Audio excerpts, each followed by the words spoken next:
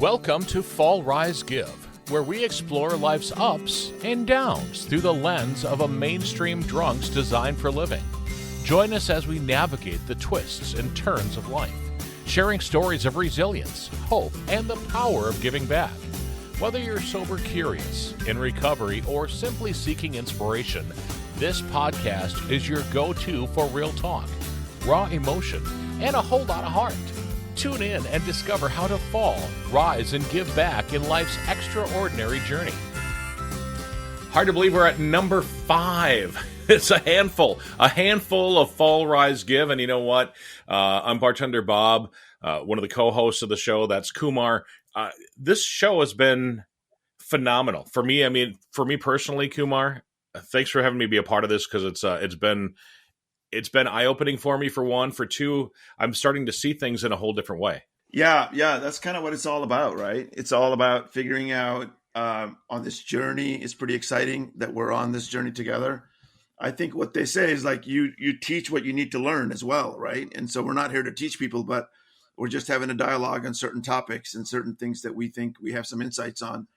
And it's pretty exciting to be part of this journey, and it's going to be incredible once we get some more content and some more insights, and we digging deeper into these topics. You know, one thing we need to do is remind people about the website. It's fallrisegive.com. There's a little information there. You can also follow us. You know, let's talk a little bit about intuition today, because it seems as though a lot of people have different views on intuition. Sometimes people think it's like a higher power. Sometimes people think that it's just something that pops into their head. Sometimes people think that intuition sometimes maybe, quote, planned, but it really truly is just something that, for me, it's something that pops into my head. You know what I mean? So it's funny. Malcolm Gladwell wrote a book called Blink on how people make decisions. And it goes through case studies of people in the art world making decisions on pieces of art where they should have known better, but they didn't follow their gut, and they ended up buying a fake art piece worth 20 million, and it really should have been worth, less than $1,000 or whatever. And so people have intuition. We all have intuition. There's rational components of it. There's a professor at Harvard that talks about the rational side of intuition and how intuition is based on a bunch of information that you have that doesn't fit into a nice tidy box of, let's say, business or interactions or relationships or religious stuff. It fits in across multiple areas, multiple topical areas, and then it's kind of your gut feeling is what we call it. And there's also been research showing that your brain is not only in your head, it is in your heart and also in your gut. And so there's been studies that say that people who don't have good gut health tend to have depression and things like that. So, so they talk about the gut. They're actually talking about intuition slash, parts of your mind that's in your gut. So mind is in 3 places, like I said. And intuition is kind of the key to try to figure out your purpose. We talked about setting goals, figuring out your purpose, starts with self-acceptance, sets up with kind of creating a vision for yourself, figuring out what you want, why you want it. And we often don't know what we want. We think we know what we want, but it doesn't really come as a whole picture. I think if God or somebody from the mountaintop comes down and tells you, here's your purpose, Bob, here's your purpose, Kumar, it might be too big for us to handle, right? And it's like, right. Oh my God, how am I going to handle this? And so I think that doctrine, I think it's kind of life is an interesting piece. It's just we're given a puzzle at a time, step at a time. We're supposed to go figure it out ourselves and kind of put together the pieces and put together the puzzles and end up to kind of where we're supposed to end up. You mentioned something early in the conversation, or you mentioned the word gut. And I've actually known a couple of people that have been on a couple of the game shows. A friend of mine was on Jeopardy. I knew somebody that was on Who Wants to Be a Millionaire. And both of them said that you go with your gut. When they're up there answering the question, they might know it. And to go with their gut, a lot of times more so than their head, more so than their heart, more so than anything else, in order to get that right. And I've gone in my life, when I've gone with my gut more often than not, it's tend to work for me, more so than if I try to think something through, or if I try to, go with my heart. Sometimes the gut more than anything else. Yeah, I think they talked about case studies with police officers following their gut on a particular crime scene or figuring out exactly what they want to do. When they follow that gut, um, the gut instincts, they tend to figure out the right solutions. Yeah, I'm going to start out with a little quote today, Bob. It's kind of a long quote. It's probably one of the best things that I've ever read in my life. And so it's from Albert Einstein. And he says, I didn't arrive at my understanding of the fundamentals laws of the universe through my rational mind. Concerning matter, we have been all wrong. What we have called matter is energy, whose vibration has been so lowered as to be perceptible to the senses. Matter is spirit reduced to a point of visibility. There is no matter. He goes on to say, time and space are not conditions in which we live, but modes by which we think. Physical concepts are free creations of the human mind and are not, however, as it may seem, determined by the external world. I think 99 times and I find nothing. I stop thinking. I swim in silence and the truth comes to me. So here's the key part of this, Bob. The intellect has little to do on the road to discovery. There comes a leap in consciousness. The key word there is consciousness. Call it intuition or what you will. The solution comes to you and you don't know how or why. So the human experience himself, his thoughts and feelings, as we know, were separated by a kind of optical delusion of consciousness. This delusion is a kind of a prison for us, restricting us to our personal desires and affection for a few persons nearest to us.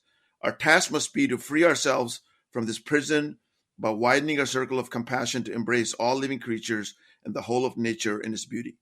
So he goes on to go on. We'll talk about this quote a little bit longer in the future, but really through imagination, through following his gut instincts, not only him, but a lot of physicists and a lot of scientists have been able to come up with discoveries. So science and spirituality, in my mind, do actually work together. Yeah, I would have to agree with you there. The best part of that quote to me is in silence, the truth comes out, or the truth comes to me. And that is how I make a lot of my decisions. I know that sounds silly and it sounds like you think I'm just pulling your leg or whatever, but honestly, if I'm having an issue or I'm having a problem, if I think on it and, either on my hammock or sitting on the deck or right before I fall asleep, when I wake up or get up or start moving around from whatever it was that I was doing, as long as I was in that silence for a little bit, a lot of times the solutions to a lot of the problems that I have personally and, in my life, they come to me, the solutions come to me just after it. I don't know because I don't call it meditating for me. I know that we've talked about meditation and whatnot. I don't really meditate, but I do spend a lot of time just within myself and thinking about and thinking about things myself, but I don't call it meditation. Yeah, I think meditation comes in many forms. There's multitude of ways. There's apps now that can help you get into a certain vibration level, a certain ways of in tune with yourself, sounds. You go in nature. It's very meditative to be in nature. I think meditation as a way is really around awareness. So awareness of the self, awareness that you are not just your thoughts, awareness that you're not just your emotions, you're feeling those things, but deep down inside, there is an I am. There is this consciousness, this spirit, this soul deep inside. And how do you get in touch with that? In whatever form that you have. Silence is one way. He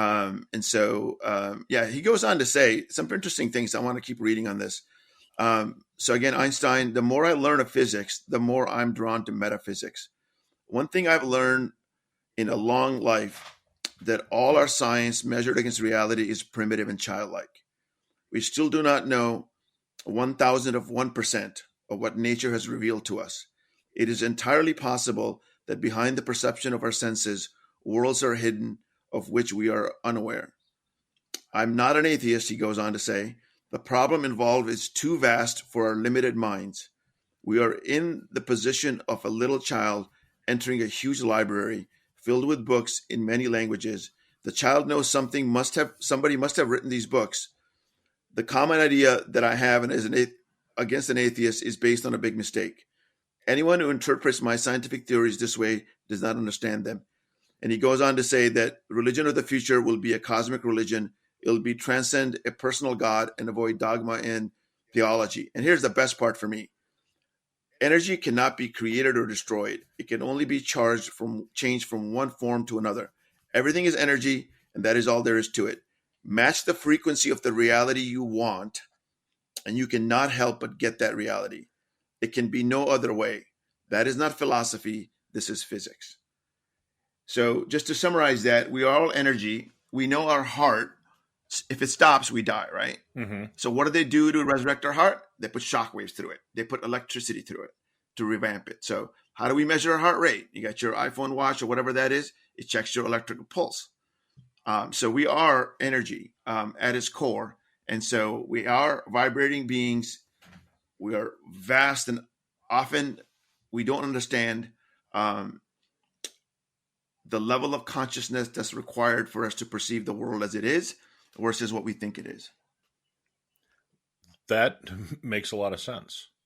One of the things that you read in that quote is about the dogma and how the religion of the future is going to be a bunch of different things. And I think we're kind of at that point in the world right now, because I think there's a lot of people that have a lot of beliefs, that have a lot of thoughts, and some people call it prayers, some people call it thoughts, some people call it just good wishes and stuff. But I think that we're at that point now where we kind of have our personal religion. I know that I grew up Catholic. I know that you were involved in the Catholic Church as a youngster, and then as a young man you kind of grew into it, and now you're a Catholic. But I believe, at least from our conversations that we've had recently, that even though I was raised Catholic, and even though I have a lot of the Catholic fundamentals within my thought processes, the fact that I don't go to church anymore, but I do think that I'm spiritual. I do think that I'm religious. I do think that I try to live by the golden rule and doing the right thing. So I kind of think that I've kind of stepped into that, my own religion thing. Does that make any sense? I mean, yeah. Totally. I mean, basically what he said there is that the religion of the future will transcend a personal God and avoid dogma and theology, right? I mean, these books were written hundreds and thousands of years ago, and they're written by men. As we know, if one person says X, we add X plus 1 to it and make it Y. And so, these theological books, I'm not saying they're outdated, but they certainly have important meanings and context that we have to spend a lot of time and energy understanding if that's where we want to go. I think more people are understanding that the way we behave, the way we care for each other through compassion, through love, through acceptance, through forgiveness, those values sometimes are missing from religion. mm-hmm. And sometimes those values are really the heart of what a spirituality is. Call it higher power, call it divine light, call it Mother Earth. I don't care. What I care about is that you treat others with kindness and compassion, that you believe in something beyond yourself, this universe, this galaxy, the Milky Way, this galaxy. It's so vast and so big. We're just a little speck of a speck in this thing. Mm-hmm. So science is trying to figure out how this thing came about. The Big Bang Theory is now being questioned and all of this stuff, right? So what was the thing that blew up, that created the Big Bang? Was there something before? Was there something not? So I think science and spirituality are coming together today, understanding consciousness and energies. There's research that I have recently read or seen through documentaries that you can be across the world thinking about someone, or they've done actually psychic type things and saying, the person can see across thousands of miles in Romania what somebody's holding in a card, and they can be in Utah in a lab trying to understand what's being said. So there's all sorts of human consciousness things that we're also interconnected, that we all know that if we're in a close proximity, if somebody's angry, that person will disrupt our energies around us, right?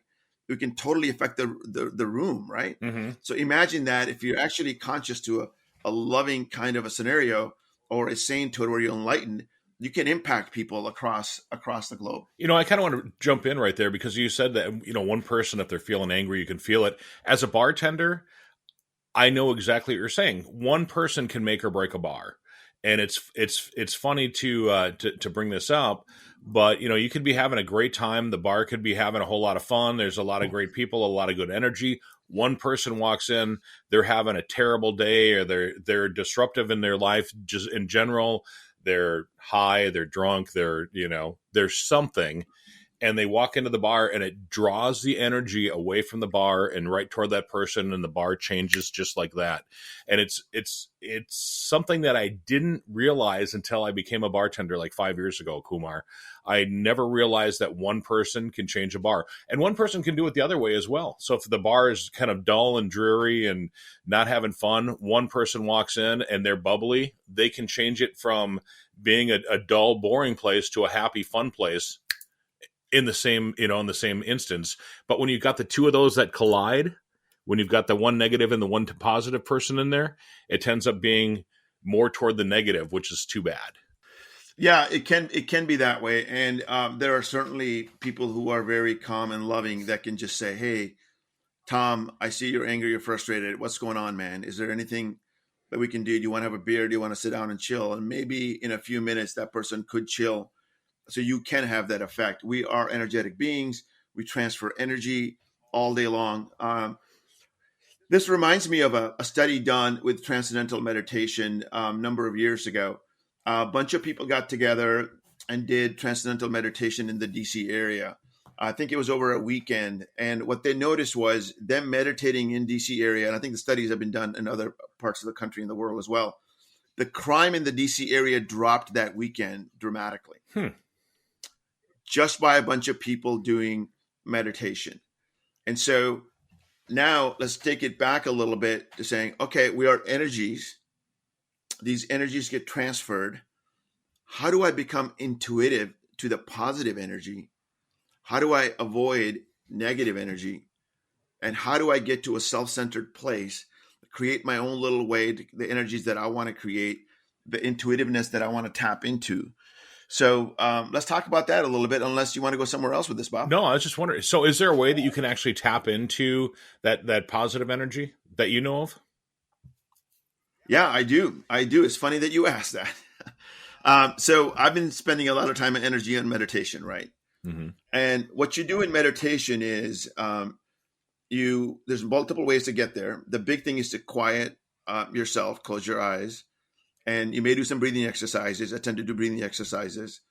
And for the first few minutes, and once you calm down, you may do some repetitive of prayers. The Hindu monks, the Christian monks, the Buddhist monks, they all repeat prayers. They're called mantras or repetition of prayers. They get themselves in this mindset of this calmness.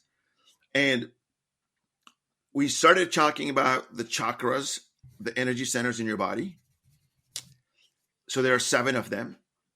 The first one is in the back of your spine, in your lower half of the body.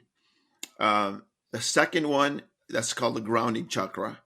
The second one is in the sacral part of your body. That's considered the sexual chakra. The third one is in your gut, the power chakra. That's where fear and a lot of these things are get caught up. Mm-hmm. The fourth one is your heart chakra. That's the energy center. Your heart is what they measure. Your heart determines your health, right? More people die of heart disease than anything else in the US. So that energy center is the heart. I'll talk about the other chakra, and then we'll get back to the heart chakra in a second. The fifth chakra is the communication of love chakra. That's our tongue. It's in our throat. The sixth chakra is your third eye. That's the intuition part of it, right? That's your mind's eye right above your forehead. And the seventh chakra is the crown chakra. So there's meditations around all of these things. But instead of having to go through the meditation today or right now, the most important thing that you can do is to realize if your heart is open or closed. When people tend to be in love, they tend to be excited. They tend to be very vibrant, right? Right. And when in the place of fear and they're hurt or they're angry, they tend to be very closed. Their energy tends to be low. So the best thing that you can do for yourself, we started talking about self-acceptance, self-love, is to forgive others, forgive yourself, and spend time thinking about things that you love to do. Think about going for that walk. Think about watching football. Think about whatever that activity is that makes you excited.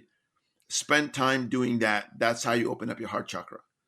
Through meditation, spending time holding your chest, putting your hand or palm around your heart, that can calm things down. But essentially, your heart determines the energy going up, also the energy going down. It is at the center of everything. So being very observant, if you're feeling anxious, just hold yourself and put a hand right around where your heart is, lift up your chest a little bit, and just breathe in and out. So that's simple technique to calm your energy and to increase your energy by thinking about things that excite you, things that you like. Maybe it's music, maybe it's sports, whatever that is. So that's one simple way. You'd mentioned breathing too, and I know that when I used to work in radio, one of the programs we had was Dr. Joy Brown, and she always talked about square breathing, that breathe in for 4 seconds, hold it for 4 seconds, breathe out for 4 seconds, don't breathe for 4 seconds. And she said to do that for a couple of minutes and it'll calm you down. And I know that when I first heard of this, I thought, what kind of hookah baluka is this, And then I tried it and it honestly works well. And fast forward to 2024 with Facebook Reels and TikTok and all of that stuff, there's a lot of those calming videos that are out there now. And I see a lot of that square type breathing as a reel that I'll pop in or as a TikTok that I'll watch or, or something that I've run across today that I heard about 25 years ago.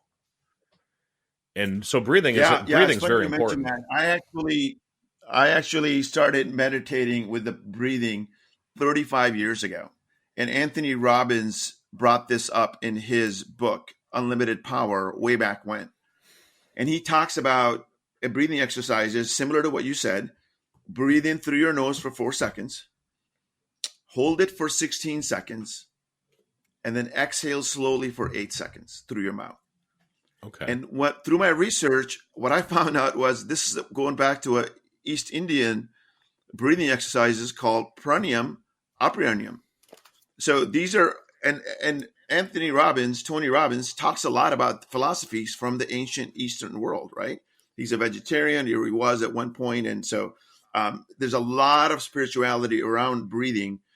And so that's actually exactly what I do at least twice a day, sometimes 3 times a day. I breathe through my nose 4 seconds. I hold it for 16 seconds. I exhale through my mouth for 8 seconds. And I repeat that 10 times. And what that does to my brain at a technical level is I get in what's called a alpha state. And sometimes, depending on the prayers and my mood at the time, or depending on how deep I get into the silence, I can get into theta waves. These are waves of consciousness where thoughts really slow down. And when you start visualizing and doing certain things in those kind of thoughts, and that's active meditation, you have the most impact.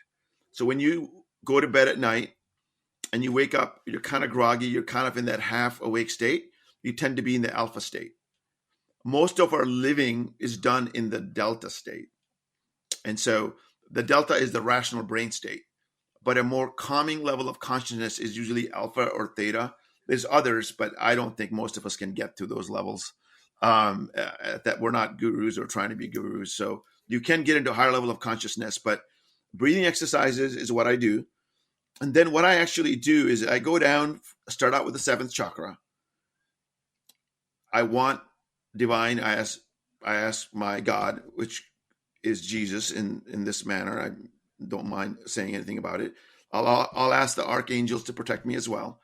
And I'll ask for God to open up my crown chakra and let white light in, and only white light through the chakras, through the 7th chakra. And I ask the white light to come and heal my body. And then I'll go through all 7 chakras and I'll think of words and phrases around those 7 chakras. And that's how I heal my body. And then I'll do some visualization and some other things once I get in the theta state. So yeah, does this all make sense so far, Bob? Yeah, it does. So my question to you then is, so how does intuition, how does all this stuff fall back to, our purposes in life or our desires of things that we want to do? Exactly. So once you start meditating and you get into that first, I start with the 7th chakra, crown chakra, to open up, get the divine light. And then the 6th chakra is the intuition, the mind's eye, the visualization, the intuitiveness. I start to get insights. I start to get insights about, hey, for example, yesterday I got insights through meditation that I'm supposed to spend more time doing yoga and lifting more weights. I've been neglecting lifting weights for the last few months, and I got more insights into that. I have some other professional business goals, and I got some insights into those as well. So intuition is telling you to go left or right. You'll get ideas and some thoughts, and it's very important to listen to those thoughts. It may tell you to go outside and go to lunch with a friend of mine. That happened to me this week. This guy was in town. I had a busy day, and I wasn't sure I could make time to have lunch with him. But something into my gut said, hey, you need to go treat yourself, have some lunch after your big meeting. Go have lunch with this guy. I went to go have lunch with him. Next thing you know, he and I started talking about intuition. He picked the food on the menu based on his intuition. This dude spends all of his day making decisions based on his intuition, what the gut is telling him. He does all sorts of feelings and things. He'll like, if he's stressed, he'll just lie down in his office and just relax for a few minutes. And he'll say, okay, breathe in, breathe out. And what's intuition telling him to do next on his job piece? So he lives a very intuitive life. I had no idea until I had lunch with that guy. And only my gut told me that go have lunch with this guy from work. And so, so intuition is very important. It can help you make financial decisions. It can help you make career moves. You'll get the gut feeling, and it may be something that you wanted for a very long time. So there are things that get in the way of intuition based on a author. I believe his name is Rick Schneider, and we'll have him on in the future. He wrote a book called Decisive Intuition. And he had in his video, in his documentary, 5 things that get in the way. I'm going to adjust a couple of them to make sure people understand a little bit. The first one he said it was the rational mind. So intuition is a gut feeling that we can't constantly place in one particular box. So the rational mind, or the overly analytical mind, as I say it, will probably get in the way because this seems like a gut feeling. You can't just put tangible data behind it. So the rational mind will get in the way. And I think the most important thing that gets in the way is the next one, emotion. We should not be listening to our gut if it's saying something negative about somebody, if we're angry, if we're depressed, if we have self-pity, things like that. So negative emotions, especially, even when we're too excited, we should take it easy, get into a centered space, but that'll block intuition as well. Doubt, fear is a huge blocker. That's usually not an intuitive thought if it's a negative fear or a doubt. We'll have intuition say, hey, don't go on a busy street. That's just a rational mind telling you not to go in that street. And it's definitely you should listen to your brain as far as that's concerned. Busyness. We're constantly busy and we're not being aware of ourselves, our feelings, our thoughts. That's why meditation is so important when we're just too busy. And my dad has a saying. He always says, we're too busy being busy. We need to just step back and relax and look at life, rather than trying to fill every possible moment of time. I totally agree. I think most of us are so busy being busy, we forget what's really important to us. Agreed. And it's like somebody mentioned this, we're all living in the matrix. We're all living and sleeping because we're so busy doing activities. We're like, right? And so we don't really know what our true heart's desires are. We don't really know what our true purpose is until we sit down, sit in silence, and then the ego gets in the way. The ego gone riot. We think very highly of ourselves. We may have self-pity in there where the ego gets in the way. So these are the 5 things that he suggested that get in the way of intuition. So what was number 5? I cut you off before you said number 5. Yeah. Number 1 was rational, over analytical thought. Number 2 was emotions. Number 3 was doubt. Number 4 was busyness. And number 5 is ego. Okay. Ego. An unhealthy ego. An ego gone riot is the way I like to say it. So what I've basically taken away from this entire episode is that we are our own blockers. We block the things that we have an idea to do something, and then something else comes in and blocks that idea. Just let some of those blocks go, and you'll have a more successful life. Totally agree. And part of the reason why we're here with Bartender Bob and Kumar is that this is a design for living from a mainstream drunk, right? Mm-hmm. So we're bringing that alcohol thing. We're so busy that we force ourselves to slow down by drinking a couple of beers, or maybe more than a couple of beers. A couple of beers are fine. And if you're totally healthy, you'll be totally okay with that. Mm-hmm. But most people, the mainstream drunk, will use beer or alcohol to slow themselves down, want to numb the pain of a busy life, of not living in purpose, not being in touch with their consciousness, not being in touch with their higher power. And so that's where alcohol comes in. Alcohol, to me, blocks intuition. So if you want to live a more intuitive life, you got to look into yourself and saying, hey, is alcohol blocking me from meditating and slowing down and all those things? Alcohol takes a lot of time. You got to spend time drinking. You end up watching, frivolous shows and things like that sometimes. And that's okay if entertaining wise, but you got to think about yourself, your true needs, your true desires. And that's where alcohol comes in, numbs the pain, says, you're all good. And then in the morning you wake up with a hangover. So to me, if you think you have a problem with alcohol, if you think you want a better life, if you want to have a design for living, you got to really self-check to saying, hey, is alcohol a problem for me? Is it getting me truly what I want, or is it getting in the way? So I think it gets in the way of intuition, and we'll talk more about that down the road as well. Thank you for joining us on this episode of Fall, Rise, Give, where we explore stories of resilience, growth, and giving back. If you enjoyed today's episode, please check out our website at fallrisegive.com. Also, consider subscribing to our podcast on your favorite platform and leaving us a review. Your feedback helps us to continue to bring you inspiring stories. Stay tuned for our next episode. And remember, every fall is a chance to rise, and every rise is an opportunity to give. Until next time, keep falling, rising, and giving. This is Fall, Rise, Give, produced by podcastforhire.com. Thank you for listening.